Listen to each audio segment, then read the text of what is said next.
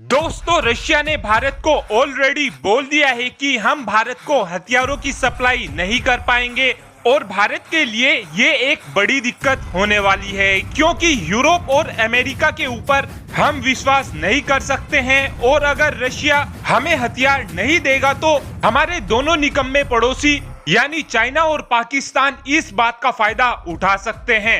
इसी साल भारत रशिया से एक बड़ी डील भी साइन करने वाला था और S-400 की 2 यूनिट की डिलीवरी भी भारत को इसी साल के अंत तक मिलने वाली थी। इसके अलावा भारतीय वायुसेना 33 की संख्या में रशिया से फाइटर जेट खरीदना चाहती थी, जिसमें हम रशिया से 12 की संख्या में सुखोई 30 MKI और 21 की संख्या में MiG-29 फाइटर जेट खरीदने वाले थे। और अब रशिया के इस डिसीजन की वजह से ये डील रुकने वाली है और आज भारत के पास करीब 70% हथियार रशिया में बने हुए हैं, जिनके पार्ट्स के लिए अभी भी भारत को रशिया के ऊपर निर्भर रहना पड़ता है।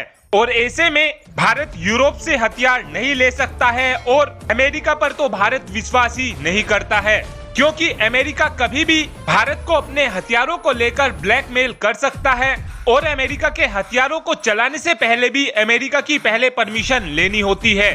और अब बचता है फ्रांस। हम फ्रांस के ऊपर भी भरोसा नहीं कर सकते हैं, क्योंकि रशिया को लेकर ऑलरेडी फ्रांस ने भी भारत को ये बोल दिया था कि अगर G20 समिट में भारत ने रशिया की आलोचना नहीं की तो हम डोमिनिक पर साइन नहीं करेंगे। और अब इस हथियारों की कमी के बीच इस बात की पॉसिबिलिटी है कि भारत अपने सबसे अच्छे दोस्त यानी कि इजराइल से मदद मांगे। और अगर भारत इजराइल से मदद मांगता है तो इजराइल 100% भारत की मदद करेगा, क्योंकि आज के समय में इजराइल हर तरीके के हथियारों को अपग्रेड कर सकता है और इजराइल भारत को हथियार को लेकर ब्लैकमेल भी नहीं करेगा।